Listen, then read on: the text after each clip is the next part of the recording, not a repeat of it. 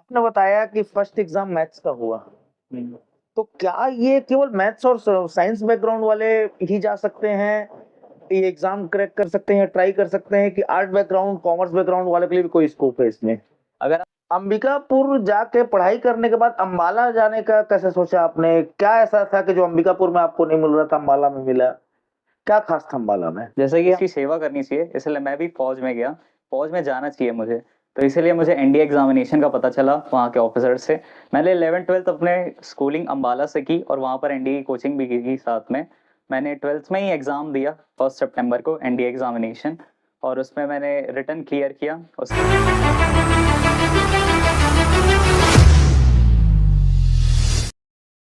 प्रतिभा ग्रामीण क्षेत्रों से ही निकलती है, यह बात आज बागबाहरा में फिर एक बार सच होती दिखाई दे रही है। हमारे साथ हैं जलज चंद्राकर जी, जिनका चयन एनडीए की परीक्षा में, जी हाँ, एनडीए मतलब नेशनल डिफेंस एकेडमी के लिए इनका चयन हुआ है।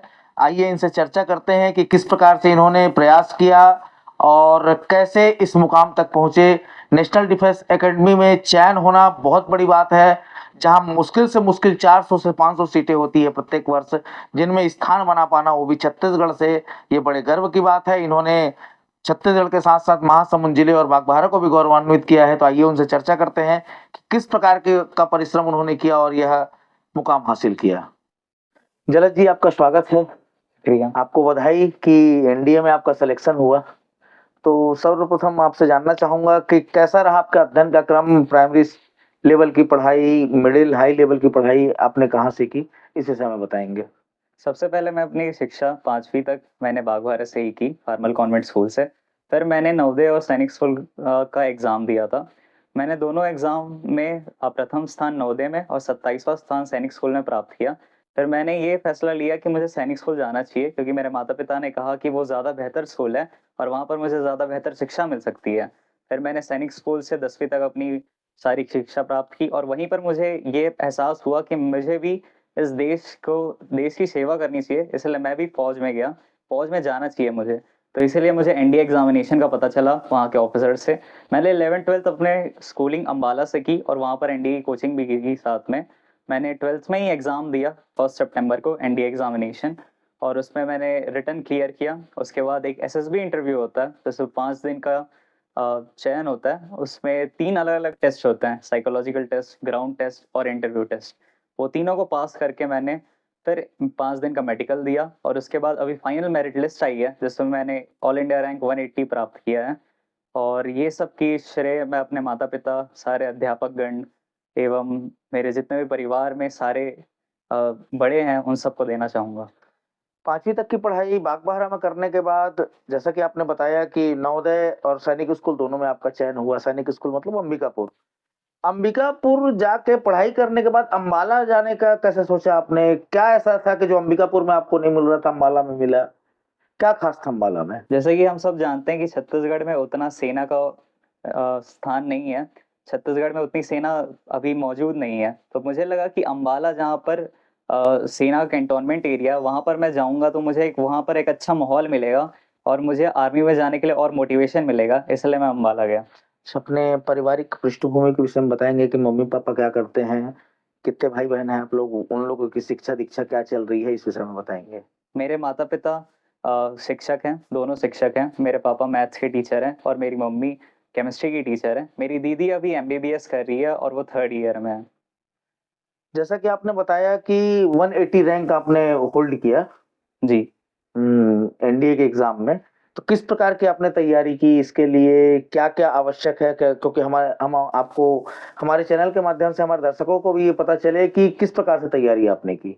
ये तैयारी तो 1 साल 2 साल से नहीं, ये मैंने 6 से ही शुरू कर दी थी, क्योंकि इस तैयारी में आपको अपनी मानसिक रूप से तैयार होना पड़ता है। तो ये जो सपना है, ये मेरा 7 साल का सपना था। जब से मैं 6th में गया, तब से मुझे ये सपना देखा कि मुझे भी वो वर्दी पहननी है। इसलिए मैंने 6 से तैयारी शुरू कर दी थी। आपको हर चीज़ में बेहतर होना पड़ता है अगर आपको सेना में जाना है, क्योंकि सेना में जाना मतलब देश की सेवा करना, और उसके लिए आपको पहले से मन बनाना पड़ता है। लेकिन जो पेपर वाली तैयारी है, वो मैंने 11th-12th में की, क्योंकि उसी का ज़्यादा एग्ज़ाम में पोर्शन आता है। तो 11th-12th में मैंने अम्बाला से तैयारी की, अपना सेल्फ स्टडी किया, और उसके बाद फिर एग्ज़ाम दिया मैंने सितंबर को। एनडीए में आपका सिलेक्शन हुआ तो ब्रांच क्या मिली कि थल सेना, जल सेना, वायु सेना ऐसे बढ़ता है करके जो जानकारी है उस हिसाब से पूछ रहा हूँ। कौन सा ब्रांच मिला आपको और थल सेना, वायु सेना, जल सेना में? ये अपने चॉइस के ऊपर होता है। मैंने थल सेना चूज किया था और मेरी रैंक अच्छी है, इस वजह से मुझे थल सेना प्राप्त हो जाएगा। अच्छा, जिनका टॉपेस्ट रैंक रहता है उनको क्या मिलता है, लोएस्ट रैंक को क्या मिलता है? जो टॉप के रैंक होते हैं वो उनको अपने चॉइस से सारी चीजें मिल जाती है। जैसे जी। किसी ने थल सेना चुना तो उसे थल सेना मिल जाएगा, किसी ने वायु सेना चुना तो उसे वायु सेना मिल जाएगा। जी। नीचे के जो रैंक होते हैं उनको जो सीट खाली होती है वो मिलती है। जी। तो ऊपर वाले रैंक वाले जो चॉइस करते हैं वो मिल जाती है। जी। अच्छा, ये जानना चाहूंगा कि आपने इतनी कम उम्र में ये सफलता हासिल कर ली, क्षेत्र के लिए गौरव की बात है। अपने पारिवारिक पृष्ठभूमि के विषय में बताएंगे कि मम्मी पापा जो है उन्होंने, क्या वो आपको डॉक्टर इंजीनियर बनाना चाहते थे, आपकी इच्छा सेना में जाने की हुई, कि उन्होंने आपकी इच्छा को समर्थन दिया? इस विषय में बताएंगे। सबसे पहले क्या था घर का माहौल? बचपन में किसी को पता नहीं होता है कि सेना में जाना होता है, तो बचपन में मैं यही सोचता था कि मुझे भी इंजीनियर, आईएएस ये सब बनना है। लेकिन जब मैं सैनिक स्कूल गया तो मुझे एहसास हुआ कि अब सेना में जाना भी एक गौरव की बात है। फिर मैंने अपने माता पिता को ये बात बताई। मेरे माता पिता ने मेरा पूरा सपोर्ट किया, उन्होंने मेरी शिक्षा को पूरा सपोर्ट किया। मैंने जब बोला कि मुझे सैनिक स्कूल छोड़ना है और अम्बाला जाना है सेना की पढ़ाई के लिए, तो फिर उन्होंने पूरा सपोर्ट किया। उन्होंने मेरे को अम्बाला भेजा और पूरे 11th-12th में जितनी भी मैंने पढ़ाई घर पे की, स्कूल पे की, मेरे माता पिता एवं पूरे परिवारगण ने मेरा पूरा सहायता किया। आपने बताया कि फर्स्ट एग्जाम मैथ्स का हुआ, हम्म। तो क्या ये केवल मैथ्स और साइंस बैकग्राउंड वाले ही जा सकते हैं, ये एग्जाम क्रैक कर सकते हैं, ट्राई कर सकते हैं, कि आर्ट बैकग्राउंड, कॉमर्स बैकग्राउंड वाले के लिए भी कोई स्कोप है इसमें? अगर आपको नेवी या एयरफोर्स में जाना है तो फिर आपको मैं पीसीएम मतलब फिजिक्स, केमिस्ट्री और मैथ्स लेना कंपलसरी है। लेकिन आपको आर्मी में जाना है तो आप किसी भी बैकग्राउंड से जा सकते हैं। उसमें मैथ्स का एग्जामिनेशन तो होगा। मतलब यदि कोई आर्ट लेके पढ़ाई किया 12वीं तक, 12वीं के बाद अगर ये एग्जाम देना चाहे तो आर्ट बैकग्राउंड वाला एनडी का एग्जाम दे सकता है? जी बिल्कुल दे तो सकते क्या उसके क्वेश्चन पेपर में मैथ्स आएगा? हैं। जी आएगा, पहला एग्जाम मैथ्स का ही होता है। वो अच्छा। भले अलग से तैयारी कर ले, लेकिन हाँ। मैथ्स का एग्जाम तो आएगा। मतलब मैथ्स दिलाना ही पड़ेगा, जी क्योंकि भाई वो मैथ्स में मजबूत नहीं है तब वो आर्ट लेके पढ़ रहे हैं, जी। है ना? तो फिर कैसे ये संभव होगा? लेकिन मैथ्स का ऐसा रहता है कि उसमें सिर्फ आपको ऐसे ज्यादा नंबर नहीं लाने, सिर्फ एक कट ऑफ क्लियर करना है। और अच्छा। उस कट ऑफ का क्लियर हो जाएगा, फिर दूसरा जो आपका एग्जाम होगा जिसमें सारे सब्जेक्ट आते हैं, अगर आप उसमें अच्छा मार्क्स लाएं तो आप मेरिट में ऊपर आ सकते कौन से लेवल का मैथ्स आता है इसमें? हैं। इसमें 11th-12th का मैथ्स आता है। 11 12 लेवल का जो मैथ्स होता है जी वो आता है? जी। तो ये अब फौज में जवान बनने वाले हैं, तो ट्रेनिंग कब से स्टार्ट हो रही है आपकी? कहाँ कहाँ किस किस स्टेज में ट्रेनिंग होगी, इसी से हम बताएंगे। मेरी ट्रेनिंग जुलाई से शुरू होगी। 3 साल मैं पुणे में ट्रेनिंग करूंगा और कॉलेज भी वहीं पर होगा, एनडीए खड़गवासला पुणे में। उसके बाद 1 साल की मेरी प्रॉपर मिलिट्री ट्रेनिंग देहरादून में होगी। उसके बाद मेरी पोस्टिंग होगी as a lieutenant. As a lieutenant. Lieutenant. जैसा कि आप एनडीए के लिए सेलेक्ट हुए, तो एग्जाम का पैटर्न क्या था? 5 टाइप के एग्जाम आपने हुआ करके बताया, तो उसको क्रम से बताएंगे ताकि हमारे दर्शकों को पता चल सके कि किस प्रकार से एनडीए के लिए तैयारी करनी चाहिए। जो पहला एग्जाम होता है वो रिटन एग्जामिनेशन होता है। उसमें हर तरह के सब्जेक्ट होते हैं। जैसे उसमें 2 एग्जामिनेशन होते हैं, पहला मैथमेटिक्स का, जी यानी गणित का। उसके बाद दूसरा एग्जाम जो होता है वो सारे जितने भी सब्जेक्ट हैं सबको कवर करता है, जैसे कि English, current affairs, history, geography, physics, chemistry, economics, biology, ये सारे सब्जेक्ट उसमें आते हैं। तो अगर आपको ये दोनों एग्जाम को क्लियर करना है तो आपको सबका सामान्य ज्ञान होना चाहिए और सारे सब्जेक्ट में आपको उच्चतम ज्ञान होना चाहिए। उसके बाद अगर आप ये रिटन एग्जामिनेशन क्लियर कर लेते हो फिर आपका नाम एक मेरिट लिस्ट में आता है। उसके बाद आपको एसएसबी के लिए बुलाया जाता है। मुझे एसएसबी के लिए एसएसबी भोपाल में बुलाया गया था। वो 5 दिन का होता है। उसमें और 3 तरह का एग्जामिनेशन होते हैं अंदर ही अंदर, एक साइकोलॉजिकल टेस्ट, एक इंटरव्यू टेस्ट और एक ग्राउंड टेस्ट। वो तीनों को जब आप क्लियर कर लेते हो उसके बाद एक मेडिकल टेस्ट होता है जो और 5 से 6 दिन तक चल सकता है।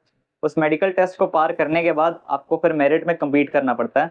फिर जिस मेरिट लिस्ट में भी आपको ऊपर रैंक में आने के लिए आपको सारे एग्जाम में बहुत अच्छे नंबर लाने पड़ते हैं।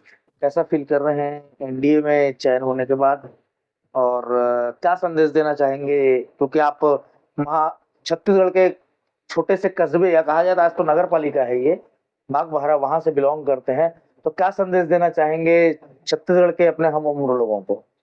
ये भावना जो है ये अभिव्यक्त तो नहीं की जा सकती, लेकिन मुझे बहुत अपने ऊपर और अपने परिवार के ऊपर गौरव महसूस हो रहा है और मैं सबसे ये कहना चाहूँगा कि सेना में जाना एक बहुत गर्व की बात है। तो मेरे ख्याल से तो जितने भी नौजवान जो सेना में जाना चाहते हैं, ऐसा नहीं सोचना चाहिए कि वहाँ पर रिस्क है तो हम जाएँगे नहीं। अगर हम में से ही कोई नहीं जाएगा तो वहाँ पर कौन जाएगा जो देश की सेवा करे। और आप ऑफिसर रैंक में जाओ तो और अच्छी बात है, क्योंकि आपको हर तरह की चीज़ें वहाँ देखने मिलेगी, हर तरह के एडवेंचर एक्टिविटी करने मिलेगी। तो मैं सबसे ये कहना चाहता हूँ कि आपको ज़रूर एक बार सेना के लिए ट्राई करना चाहिए, जिनको सेना में इंटरेस्ट है। तो ये हैं जलज चंद्राकर, महासमुंद जिले के बागबाहरा में इनका परिवार निवास करता है। प्रारंभिक शिक्षा यहीं से हुई इनकी। एनडीए में चयन हो चुका है। अब ये देश के जवान बनने जा रहे हैं। ट्रेनिंग के बाद एज अ लेफ्टिनेंट इनको पोस्टिंग मिलेगी। तो इसी प्रकार इनसे प्रेरणा लेनी चाहिए इनके हम लोगों को, जो अभी 9th-10th में है, अगर वो सेना में जाना चाहते हैं, यदि देश की सेवा करना चाहते हैं, तो जलज जैसे प्रतिभावान विद्यार्थियों से उनको प्रेरणा लेनी चाहिए और देश के लिए कुछ करना चाहिए। तो दोस्तों देखते रहिए द हॉकर न्यूज़ इसी प्रकार की खबरों के लिए।